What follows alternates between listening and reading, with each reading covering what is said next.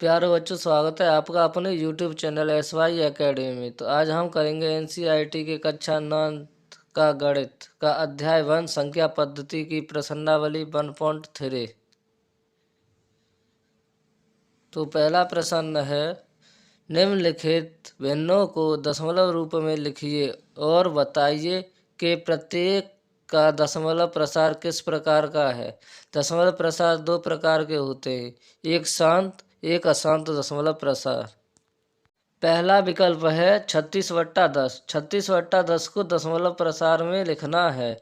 दशमलव में पहले 36 में 10 का भाग देंगे, 3 बार जाएगा, 10 तिया 30। 36 में से 30 घटाएंगे तो 6 बचेंगे। 6 में 10 का भाग जाता नहीं है क्योंकि 10 बड़ा है 6 से, तो दशमलव लगाएंगे और फिर जीरो बढ़ाएंगे। दशमलव लगा के जीरो बढ़ाएंगे तो हो जाएंगे 60। फिर 60 में 10 का भाग देंगे, 6 बार जाएगा, 10 छिक्के 60।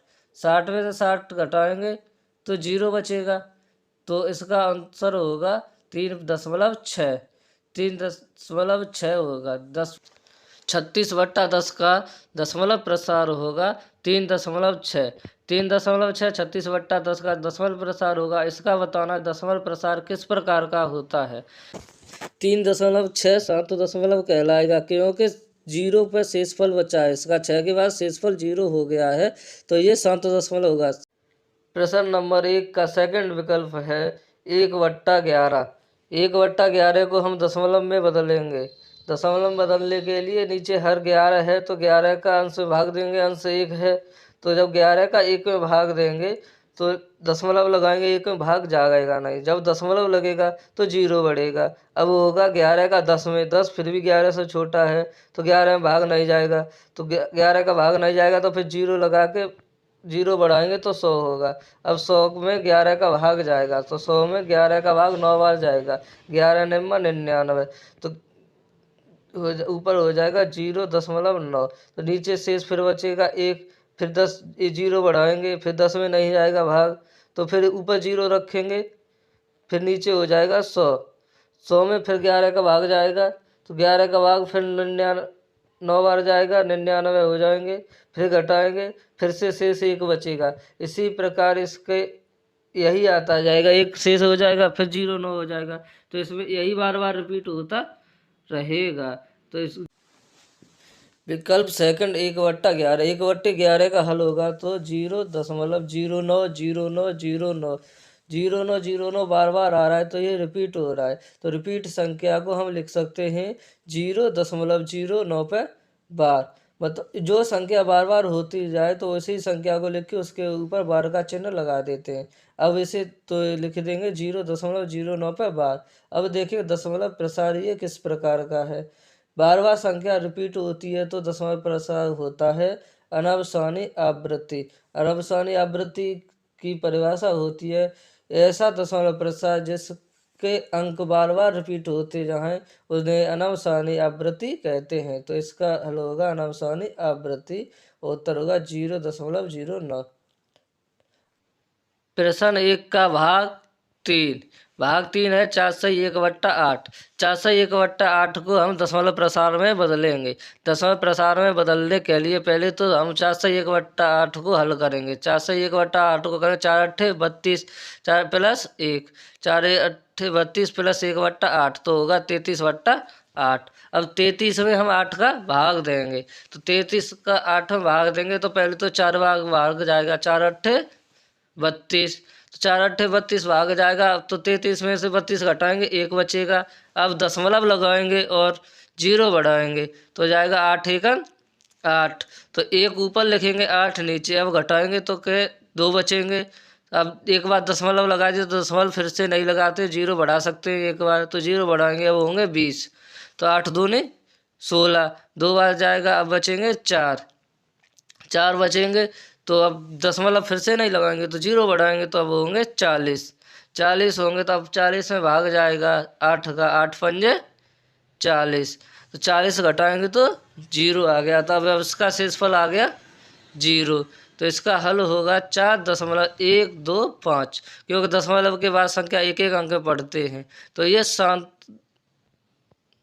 इसका उत्तर होगा 4.125 और 125 होगा। अब शांत की परिभाषा होती है, जीरो शेषफल हो जाए तो वो शांत होता है। तो इसका दशमलव प्रसार का प्रकार होगा ये शांत है।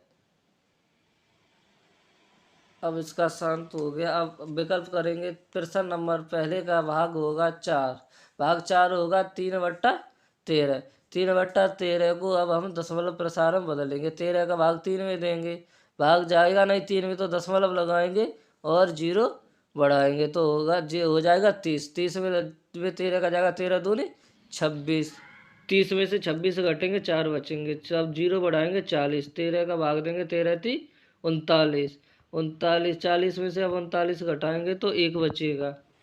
तो अब जीरो बढ़ाएंगे, दशमलव के बाद एक जीरो बढ़ा देते हैं। अब 10 में भाग 13 का नहीं जाएगा, अब दूसरा जीरो बढ़ाएंगे तो ऊपर जीरो लगाएंगे। अब 13 सत्ते 91।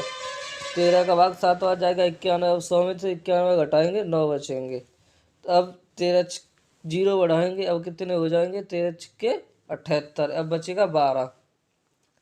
12 बचेगा। अब 12 पर जीरो बढ़ाएंगे होगा 120। अब 13 9 117। अब बचेगा 3। यही 3 से हमने शुरुआत की थी तो यही फिर से इस पर रिपीट हो गया। अब भाग देंगे तो यही फिर से 2 3 0 7 6 9 रिपीट होगा। जैसे जीरो बढ़ाएंगे तो 13 दूनी 26। 26 दो बार भाग जाएगा, फिर से 4 बचेगा। 26 में से घटाएंगे, 30 में से 26 घटाएंगे तो 4 बचेगा। तो यही रिपीट होएगा।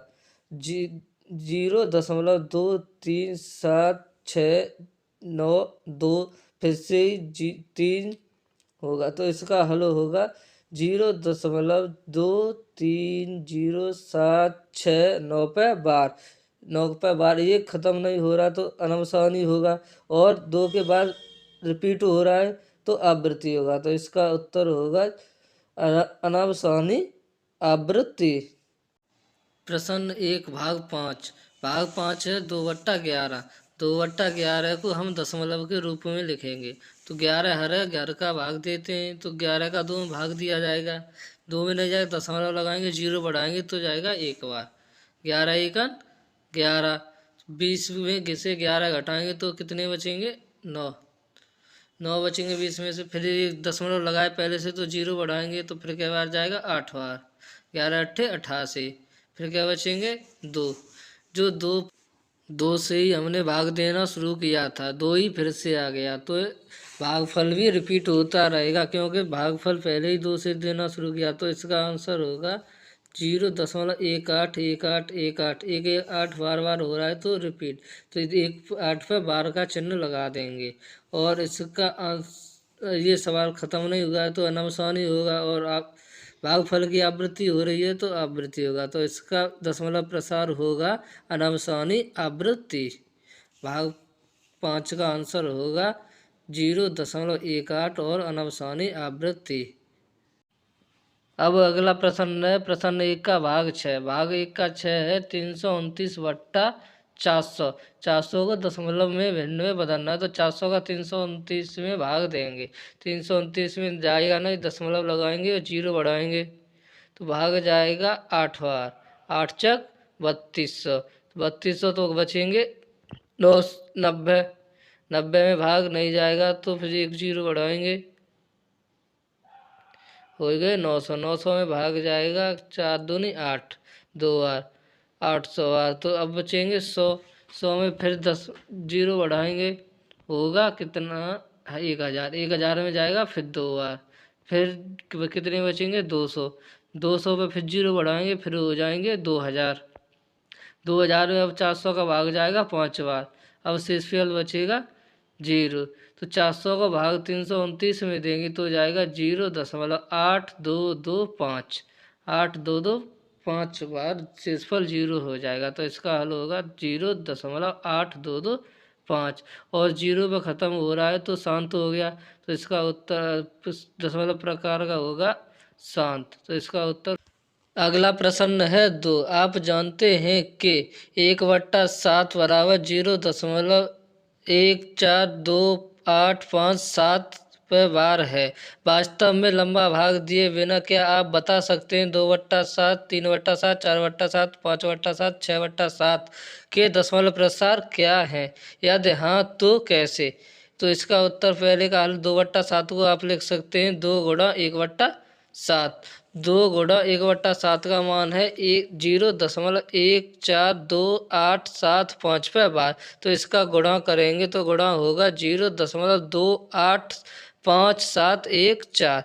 इसी प्रकार हम अगला करेंगे 3/7 बराबर, तो 3/3 को मान लेंगे 1/7 का गुणा, तो 3 × 1/7 का मान है 14285 गुणा करेंगे तो होगा 0.428571।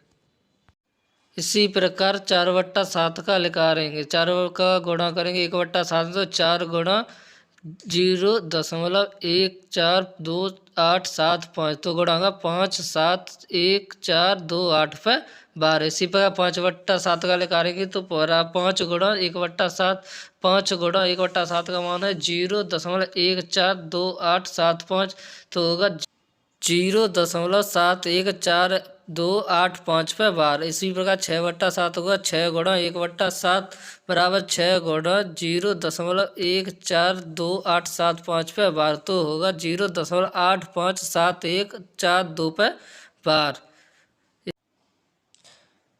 अगला प्रश्न है प्रश्न 3, निम्नलिखित को P/Q के रूप में व्यक्त कीजिए, जहाँ P और Q एक पूर्णांक है तथा Q बराबर 0 नहीं है। भाग 1 है 0.6 पे बार को P/Q के रूप में लिखना। अब इस प्रश्न को हम हल करते हैं तो यहाँ पर से सबसे पहले ये देखेंगे कितने अंक की आवृत्ति हो रही है। जो आवृत्ति को हम आर मान के चलते हैं तो इसमें 6 की आवृत्ति एक बार हो रही है, तो आर का मान होगा 1, क्योंकि 1 अंक की आवृत्ति हो रही है। क्योंकि हम यह नहीं जानते कि 0.6 क्या है, अतः आइए इसे हम x लिख लेते हैं। तो x बराबर 0.6 पे बार है, तो x का ही मान अब ज्ञात करना है। तो x बराबर 0.6 पे बार, 6 के बार को लिख सकते हैं 0.666 इनफाइनाइट अनंत तक होता है। अतः अब सूत्र लिखते हैं अपना 10 की पावर r गुणा x। तो 10 की पावर r गुणा x बराबर लिखेंगे 10 की पावर r गुणा x, तो 10 की घात r का मान है 1, तो क्या 10 की पावर 1 x तो होगा 10x, तो ये होगा 10x बराबर होगा 6.666 होगा। तो हम 6.66 को लिख सकते हैं 6 दशमलव प्लस 0.66666, फिर 6 तो 6 है, ये प्लस 0.66 है x, तो ये 10x है, ये x है, तो 10x में से x जाएगी तो बचेगी 9x, तो 9x बराबर होगा 6। तो x बराबर होगा 6/9, 6/9 को काटेंगे तो होगा 3 होगा। इस सवाल का होगा हल का उत्तर होगा 2/3।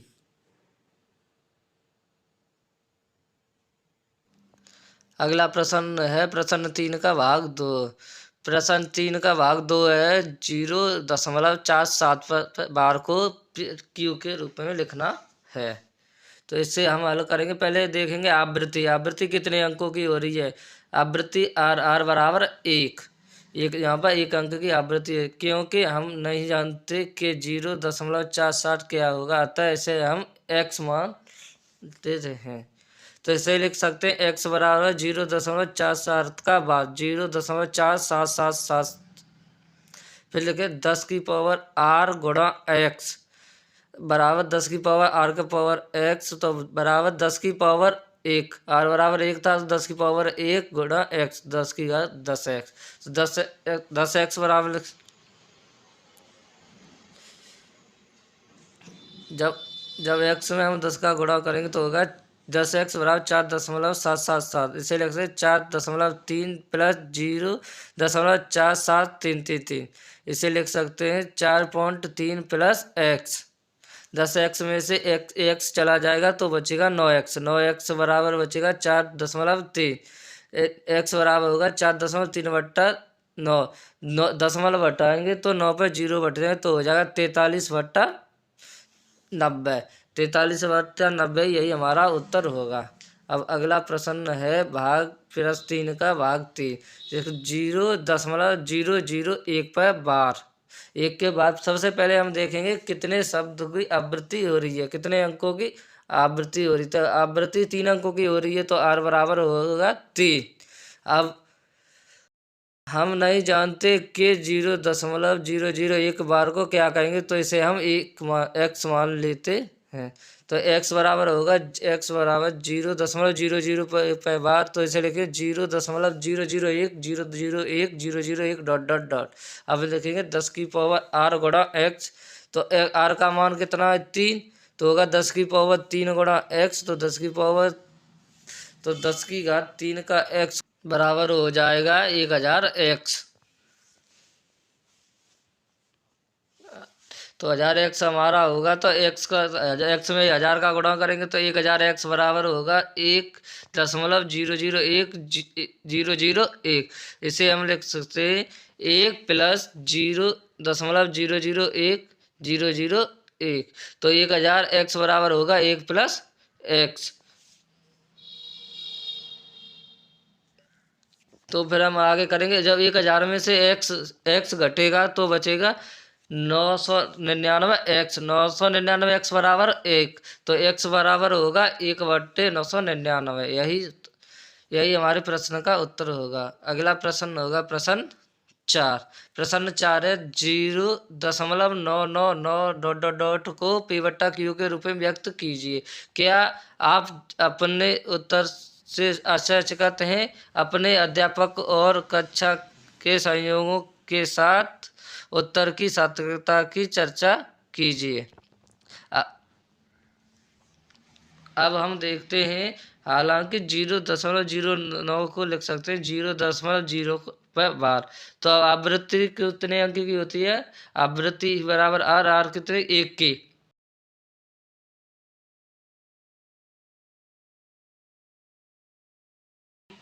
क्योंकि हम यहाँ नहीं पता कि 0.9 के बार को क्या है, अतः आइए इसे हम एक्स मान ले। तो एक्स बराबर 0.9 पे बार तो होगा 0.9999। इसे हमें पी बटा क्यू के रूप में लिखना। 10 की पावर आर गुणा एक्स, तो 10 की पावर आर गुणा एक्स को, तो आर बराबर कितना है 1। तो 10 की पावर 1 गुणा एक्स तो बराबर होगा 10x। 10x हमारा x बराबर है 0.999। इसमें दोनों पक्षों में x का गुणा करेंगे तो 10x होगा। 10x बराबर 9.999। इसे लिखते हैं 9 प्लस 0.99। इसे लिखते हैं 9 प्लस 0.99 x है, तो 9 प्लस 9x हो जाएगा। तो 10x में से एक एक्स हो जाएगा तो बचेगा 9x। 9x बराबर 9, तो x बराबर आएगा 9/9 बराबर 1। यही उत्तर है। तो इसे हम देखते हैं, x को लिखते हैं 0.9 पर बार का होगा 0.9999 लगभग 1 के बराबर होता है। जब इसे हम हल करते हैं तो इसका उत्तर 1 आता है। प्रश्न 5। 1/17 के दशमलव प्रसार में अंकों के पुनरावृत्ति खंड में अंकों की अधिकतम संख्या क्या हो सकती है? अपने उत्तर की जांच के लिए विभाजन प्रक्रिया कीजिए। 1 में हम 17 का भाग देंगे, भाग जाएगा नहीं, दशमलव लगाएंगे, 0 बढ़ाएंगे, फिर भी 10 में भाग नहीं जाएगा, फिर एक और 0 लगाएंगे और फिर 0, फिर भाग। अब 100 में 17 का भाग जाएगा, 17 का भाग जाएगा 5 बार, 7 पंजे 85, 85 घटाएंगे 100 में से तो बचेंगे 15। अब फिर 0 लगाएंगे तो हो जाएगा 150। अब 150 में 100 का भाग जाएगा तो हो जाएंगे 150। 150 में 100 का भाग जाएगा 8 बार, 7 8 136। 36। अब 136 150 में से घटाएंगे तो बचेंगे 14। अब 14 पे एक 0 लगाएंगे। अब 14 में 140 फिर भाग जाएगा 8 बार, 136। अब बचेंगे 4। 4 पे अब 0 धरेंगे तो होगा 40। 40 में भाग जाएगा 7 दूनी 34। 34 में तो बचेंगे 6। 6 में पर 0 धरेंगे तो भाग जाएगा 17 51। अब बचेंगे 9। 9 पे फिर धरेंगे तो फिर जाएगा भाग 5 बार, 7 पंजे 85। तो 5 घटाएंगे 5, तो फिर जाएगा 7 दूनी 34, फिर 2 100 बचेंगे 16। अब जाएगा 17 का भाग 9, 17 153। अब बचेंगे 7। अब जब बचेगा हो गए 70, 70 में 70 चौक 68। अब बचेंगे 2, फिर 0, फिर 17 एकन 17, 17 तो फिर अब बचेगा 3, 20 में 17 गए तो बचे 3, अब 3, 17 एकन 17। अब बचेंगे 13, 13 फिर जाएगा 17, 70, 70, 70 119, 119 तो बचेंगे 11। अब लगाएंगे 0, अब हो जाएंगे 110। अब हो जाएगा 70 छिक्के 102, 102 घटाएं अब बचेंगे 8। अब हो जाएगा 0, 70 चौक 68। अब बचेंगे 12, अब 12। अब 70 120 में देगा 70, 70 119। अब बचेगा 1, अब एक पैसे ही शुरू किया तो अब 1 हो गया, तो अब पुनरावृत्ति शुरू हो गई। इस सवाल में यही है पुनरावृत्ति खंड कितने शुरू होगा, तो 0.88825 2 3 5 2 9 4 1 1 7 4 7 बार पुनरावृत्ति शुरू होगी। यही हमारा उत्तर होगा ये। और आप देखेंगे ये अंक गिनेंगे तो अंक गिनने के बाद 16 होंगे, तो इसका उत्तर होगा 16 अंकों के बाद पुनरावृत्ति होगी। अगला प्रश्न है प्रश्न 6। प्रश्न 6 है पी बटा क्यू के रूप की प्रमेय संख्याओं के अनेक उदाहरण लीजिए जहाँ पी और क्यू पूर्णांक हैं जिसका एक के अतिरिक्त कोई अन्य वैनिष्ठ गुणनखंड नहीं है और जिसका शांत दशमलव निरूपण है। क्या आप यह अनुमान लगा सकते हैं कि क्यू को कौन सा गुण अवश्य संतुष्ट करना चाहता है। उदाहरण पहला लेंगे पी बट्टा क्यू 7/4, 7/4 बराबर 1.75। दूसरा उदाहरण लेंगे 29/5, ये होगा, इसे हल करेंगे तो 5.8। तीसरा उदाहरण लेंगे 23/10, इसे उदाहरण को हल करेंगे तो 3.2। चौथा 43/8, तो 5.375। पांचवा उदाहरण लेंगे 83/25, इसे हल करेंगे तो होगा 3.32। छठा उदाहरण लेंगे 765/100, इसे हम हल करेंगे तो 7.65। ये सभी उदाहरणों को दशमलव प्रसाद शांत दशमलव है क्योंकि एक समय के बाद दशमलव तो शेष पर शून्य मिलना शुरू हो जाता है कि बाद में शून्य आता है। तो हमने यहाँ क्या देखा, पहले में 4 था, दूसरे में 5, तीसरे में 10, चौथे में 8, 25, 100। तो अतः क्यू की क्या बात है कि क्यू के अभाज्य गुणनखंड में केवल 2 की घात या 5 की घात या दोनों की घात होती है। जैसे 2 में 2, 4 में 2 की घात, 5 में 5, 10 को हम लिख सकते 10 को 5 2 गुणा 5, इसमें 2 गुणा 5 है। ऐसे 8 को लिखते हैं 2 गुणा 2 गुणा 2, इसमें 2 की घात है। जैसे 25 को 25 5 गुणा 5, जिसकी 5 की घात है। आखिरी में था 100 को लिखते हैं हम 2 गुणा 2 गुणा 5 गुणा 5, इसे में 2 की घात या 5 की घात। जब भी हमें पता करना है शांत दशमलव है तो उसमें हम देखते हैं कि शेष हल में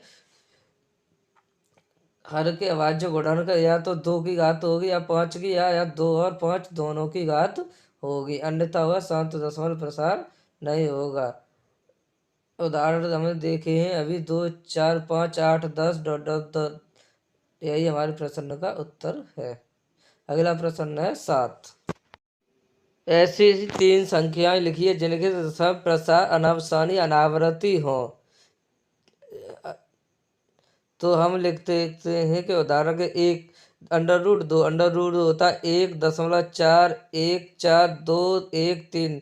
यह संख्या कभी आवृत्ति नहीं होती है। √3 ये होते 1.73205, ये भी कभी भी रिपीट नहीं होती। जैसे पाई तीसरी पाई बराबर 3.31452, ये भी संख्या कभी भी आवृत्ति। ये तीनों उदाहरण हमारे अनावसानी अनावर्ती की संख्याओं के हैं। अनावसानी अनावर्ती संख्याओं को अपरिमेय संख्या भी कहते हैं क्योंकि जितनी भी अनावसानी अनावर्ती संख्या होती हैं सभी अपरिमेय संख्याएं होती हैं। अगला प्रश्न है प्रश्न 8। प्रश्न 8 है परिमेय संख्याएं 5/7 और 9/11 के बीच तीन अलग अलग अपरिमेय संख्या ज्ञात कीजिए। तो पहले हम 5/7 और 9/11 को हल करेंगे। इनका दशमलव प्रसार ज्ञात करें। 5/7 का दशमलव प्रसार लगाएंगे, 5 का भाग 7 में नहीं जाएगा, दशमलव लगाएंगे, शून्य लगाएंगे, सत्तू सत्तू 49। अब बचेगा 1, तो बचेगा 1। अब 0 लगाएंगे तो बचेगा 10, 7 एकम 7। अब बचेगा 3, 7, फिर 0, फिर 7 चौक 28। अब 2, 2 फिर 2, फिर 7 7 दूनी 14। अब बचे 6, 6 अब होगा 0। अब 7 56, फिर आएगा नीचे 4, 4 7 पन्ना 35। अब बचेंगे 5, 5। तो इस 5 से शुरू किया, 5 से अब उदाहरण की पुनरावृत्ति होने लगी है। अब ये दशमलव प्रसार हो गया।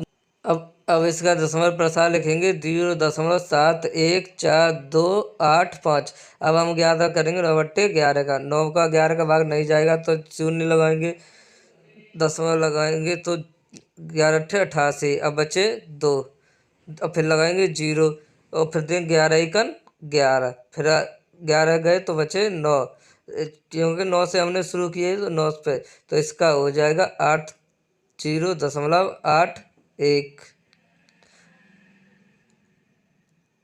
तो हल 5/7 को हम लिख सकते 0.714285 का बार, 9/11 को लिखेंगे 8 1 का बार। तो अब हम देखेंगे इन दोनों संख्याओं के बीच में अपरिमेय संख्या लिख रही जी। तो 0.71 से शुरू हुई है, तो 71 से बड़ी कोई संख्या लिख दें। और ये है 0.81 तो 81 से छोटी संख्या लेंगे। अब इन संख्याओं के बीच की तीन अपरिमेय संख्या पहली लिखे 0.72072072007200।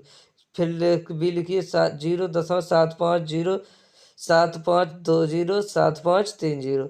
ऐसे 0.8080008000, यही तीनों संख्याएं। अगला प्रश्न है प्रश्न 9। प्रश्न 9 है बताइए कि निम्नलिखित संख्याओं में कौन कौन सी संख्याएं परिमेय संख्याएं और कौन कौन सी अपरिमेय संख्याएं हैं। भाग 1 है √3।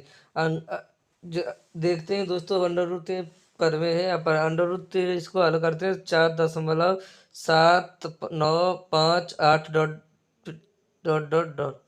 अतः इसे हम P/Q के रूप में नहीं लिख सकते। P/Q के रूप में नहीं लिख सकते, उसे होती है अनावसानी अनावृत्ति। अनावसानी अनावृत्ति जो सभी संख्या होती वे सभी अपरिमेय संख्याएं होती हैं।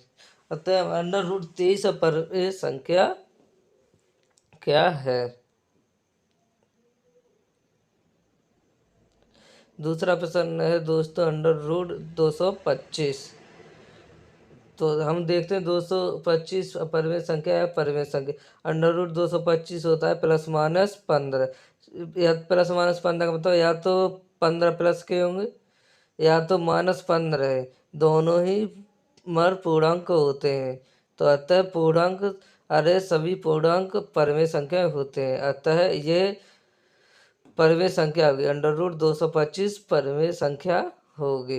अतः भाग हम तीसरा देखते हैं। तीसरा भाग है 0.3796।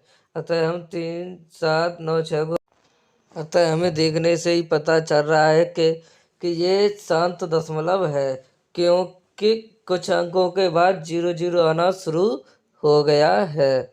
अतः ये देखने से ही पता चल रहा है शांत है। फिर भी इसे हम हल करते 0.3796 को हल करेंगे। 0.3796 में 4 अंक हैं, तो हम दशमलव को हटा के 4 0 लगाएंगे, तो हम 10,000 से भाग देंगे। अब हल करेंगे तो फिर काटेंगे तो 949 बट्टे हो जाएंगे 2500। 949 बट्टे 2500 P/Q के रूप में ये शांत है।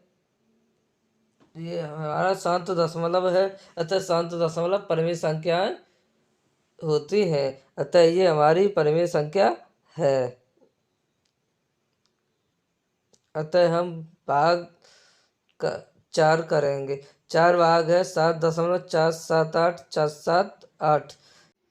अतः इसे देखने से ही पता चल रहा है कि इसमें अंकों की पुनरावृत्ति हो रही है, और जो अंकों की पुनरावृत्ति होती है उसे हम कहते हैं अनावसानी आवृत्ति संख्या। अनावसानी आवृत्ति संख्या होती है, वे सभी परिमेय संख्याएं होती होती है। फिर भी हम इसको हल करते हैं। 7.478 478 को अमल करेंगे 7.478 पे बार, 478 बार पर, तो ऐसे लिख लेंगे जब हमने 7.99, जैसे कि हमने परिचय वाली वीडियो में बताया कि एक ए दशमलव एक्स वाई जेड पर बार होगा तो 1 + XYZ/999 कर सकते हैं। वही हमने किया है। जैसे 7 + 4 7 8 9/999। अब इसे हम भिन्न के रूप से हल करेंगे तब होगा 4 7 7 1/999। ये P/Q के रूप में लिखा गया है। यही अनावसानी आवृत्ति है। अनावसानी आवृत्ति की सभी संख्याएं परिमेय संख्याएं होती हैं, अतः इसका आंसर होगा परिमेय संख्या। अगला प्रश्न है प्रश्न 9 का भाग 5 है। 1.10101010001000 यह एक परिमेय संख्या होगी या परिमेय संख्या जिसे हम हल करते हैं। 1.10101010001000 को P/Q के रूप में लिख सकते हैं, नहीं लिख सकते क्योंकि ये अनावसानी अनावृत्ति है। अनावसानी की जो P/Q के रूप में लिखते हैं उन्हें अनावसानी आवृत्ति कहते हैं, और सभी अनावसानी अनावृत्ति अपरिमेय संख्याएं होती हैं। अतः हमारे इस प्रश्न का उत्तर होगा कि परिमेय संख्या